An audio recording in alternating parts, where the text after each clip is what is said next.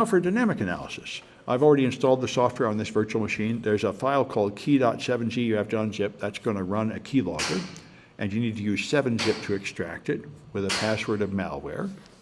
And so if you open it in PEview, if you look at the import address table, you can see it has the advanced API.dil, and you'll see things here like write console, get console, window, and so on. Give you some idea what it's doing. It's going to write some information, and it's going to use kernel32 and user32.dil. So, by the way, whenever you're going to do dynamic analysis, you typically do static analysis first to get what you can. If you use bin text, you will see some strings, and the interesting stuff here is it creates a file called log.txt, and it runs a process called key.exe, and it apparently drops a file, C Windows VMX32 to 64.exe, which is again trying to look like a driver or something. You know, this is very common that you give it, your malware gives it a name so it'll look like some innocent function. So those are things you can tell from strings. And here's a real dead giveaway. If you look down here, you see right click, caps lock, up arrow down. That's the mark of a keylogger. Keyloggers have to record those key presses. And so they have to have some way to do it, and you wouldn't see that in any kind of malware that's other than a keylogger. So we expect it to be a keylogger. So we're going to use Process Explorer, Wireshark, and Process Monitor. So let's get them going. We'll start with Wireshark, the simplest. Almost, well, I guess Process Explorer is even simpler, but anyway, Wireshark is here. And by the way, there is an ARM version of Wireshark, which it prompted me to install, which is pretty nice. So now I double-click the Ethernet adapter, and now it's going to show the network traffic going by. And there's not much network traffic in this virtual machine. All right. Now I'm going to run Process Explorer, which is here.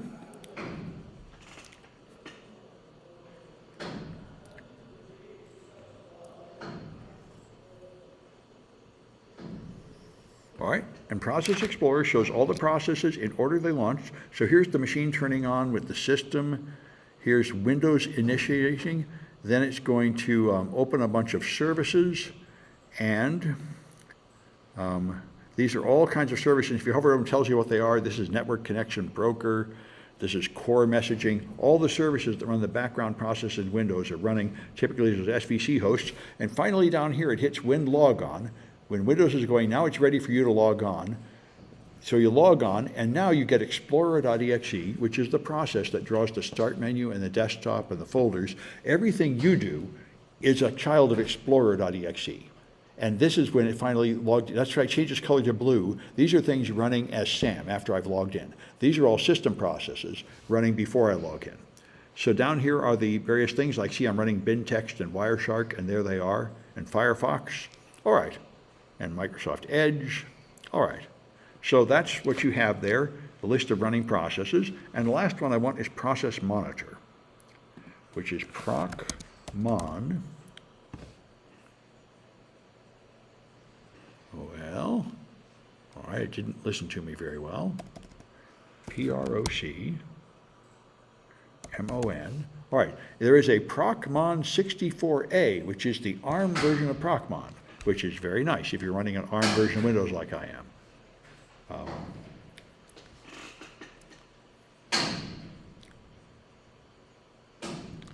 And so here it is. I got to give it approval. There it is. So this is Process Monitor. And right now it is not sniffing. If I, I wonder how I start sniffing. They finally got rid of it looking like oh,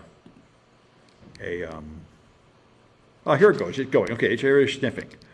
And so you see all these things are flying by, and if you look down here, 73,000 events, 83,000 events. It's crazy.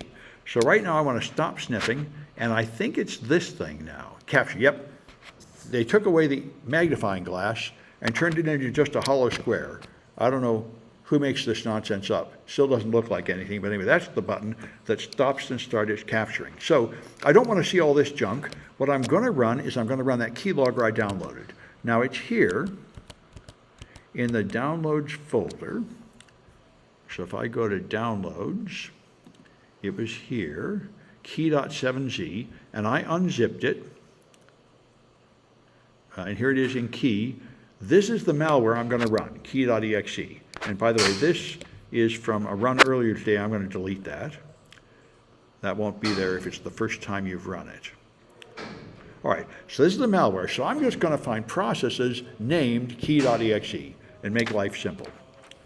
So that's one way to do it. But maybe I'll do it the hard way just to show it to you. The hard way is get rid of all these ones. Like, so right-click this and exclude explorer.exe. And then right-click and exclude service.host. This is to remove them by the name of the process. And keep going until you get rid of everything. It'll take about 30 of these to get rid of the background noise. But this is sort of more professional, because then if the malware was to launch things with different names, I would see it. So I guess this is not taking too long. Let me see if I can finish doing it this way. Exclude Firefox. Exclude Dillhost. Exclude Microsoft something engine. Exclude Wireshark and its buddy Dump Camp, which is part of Wireshark. And X to cache, I don't know what that is, but it's not got to do with the malware because it's there before I ran the malware. And exclude that. All right. VMware Tools. This is another part of Windows, CSRSS. And that's Microsoft Edge. So this is getting pretty dull, but I'm on this track. I'm going to keep going. Exclude OneDrive. I don't need that. Runtime Broker, some another part of Windows. I don't really know what it does. SL Host.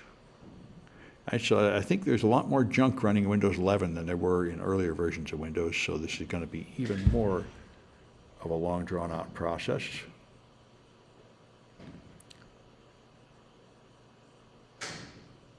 All right, I wonder if I can tell how many more I have to go. Oh, I'm nearly done. Look at that scroll bar. Okay, I'll keep going. Smart Screen, that's the irritating process that tried to stop me from running the malware unzipper. Microsoft Management Console is a Windows tool. Bin text, I don't actually need to be running bin text anymore. I can just terminate that. All right. And the registry here.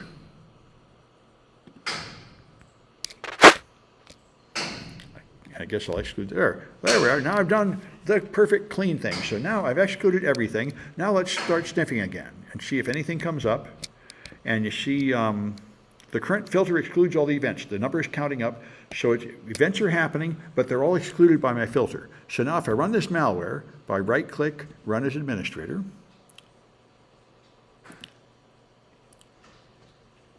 and say yes. All right, then things happen here. It's launching something called key.exe. It's doing something, and here's a bunch of things happening. So I've caught what I wanted to catch. I'm going to stop sniffing so this thing doesn't fill up RAM and crash. All right. Now, it launched a couple of boring things, like this widgets is something that launched right before I ran it. I don't think that was part of the malware. I think that was some Windows process, and I think consent.exe is also, I think that was part of asking me if it was okay to run as administrator. Something like that.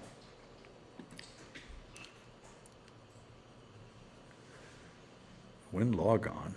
Oh, that's right. I had to log in to approve running as administrator. Okay. And you see it's getting pretty annoying, so I think I'm going to have to go back and put in the actual filter. There's still way too many events here. Audio dialog, control, search. Somewhere there's going to be the actual process key. Let's try filtering for key. I go here for filters. Now I'm going to say process name contains key, then include. Okay. Oh, I did want to add it, yes. All right. Now I finally got the events that the keylogger did. So it queried a key, then you can see it opened a key, and I would like to make this wider, but I think I have to not letting me make it wider, that's annoying. Well, how rude. If I click, oh there, if I hover over it, I can see it anyway. I think I should be able to drag it to make it wider, but for some reason that's not working. The point is, it's opening the key and it's setting the value, and if you hover over it, see it's changing the run key, and it's writing a key called VMX32 to 64. Let me get it to there. There. VMX32 to 64. So the run key are things that automatically run every time we relaunch the machine. So that's the persistence mechanism. All right, and let me see what else I wanted to catch here. All right, so Process Explorer, excluding harmless processes, run the malware as administrator. All right, and all right, so we should be able to see it in Process Explorer. Let's take a look at that. Here's Process Explorer, and it should, there it is. See, key is running. Okay, so it's launched, it's running in memory. There it is. All right, that's one thing. The next thing is Process Monitor, which is what I've done. Here's the key showing all these things, and you can view all the steps it does. So it loads the key image, it loads some libraries, then it's going to create some registry keys, and it's going to drop an executable file in the Windows directory. We should be able to see that. If we go here, all right.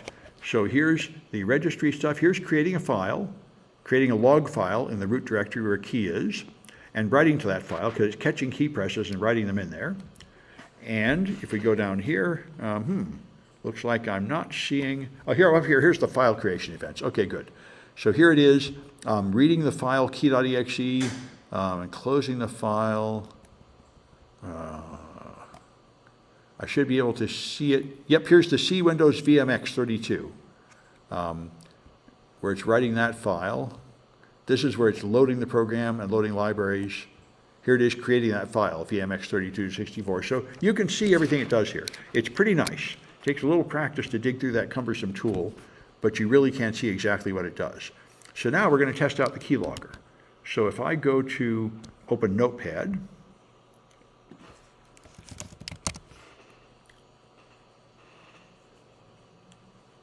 all right, and I say, yes, all right. Notepad's going to have AI in it now. God knows what that's going to be like. All right, so hello, CNIT 126. I've now typed some stuff, and now we should find that in the log of key presses it's making. So if I go to the key directory, there's this log. If you double click it, it'll show you all the key presses. And if I turn on word wrap, there you see at the bottom, hello, CNIT 126. And here's all the other things I was pressing, controlling those other programs. So that's the keylogger running, harvesting key presses, and putting them in a file. All right, and we found the persistence mechanism. So if you want to, now we're going to see this, if I kill it, it will start up at the next reboot. So if I kill it in key.exe and then reboot the machine, it will just come back. And that's because you'll find it in the registry. And there's another file that should be running. When it relaunches, it's going to relaunch with a different name, VMX32 to 64. As opposed, key is what it runs when you restart. It relaunches with a different name. It's made a copy of itself to relaunch with a different name to make it less obvious. And there's a flag defined there. And to remove the persistence, you go into Registry Edit and remove that key. HKey current user software, Microsoft Windows current version run. That has the path for the thing to relaunch. And there's some other things to find down here. So, by the way, let's take a look at the network traffic generated by the key sample. I think this one doesn't have any network traffic. Let me see. Let's see what Wireshark is finding. All right, might as well stop sniffing. And I've got some traffic. All right.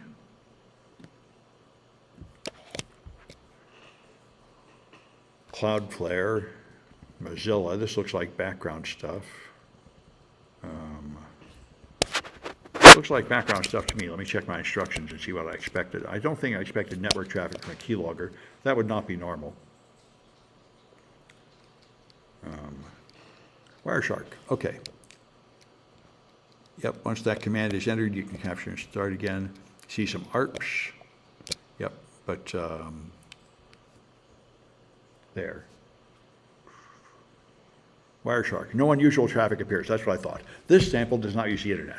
That would be a botnet, typically not a mouse. So Wireshark is not interesting for this one. All right, that's all I wanted to show you. That should get you started on those projects. Let me stop the recording. Yeah.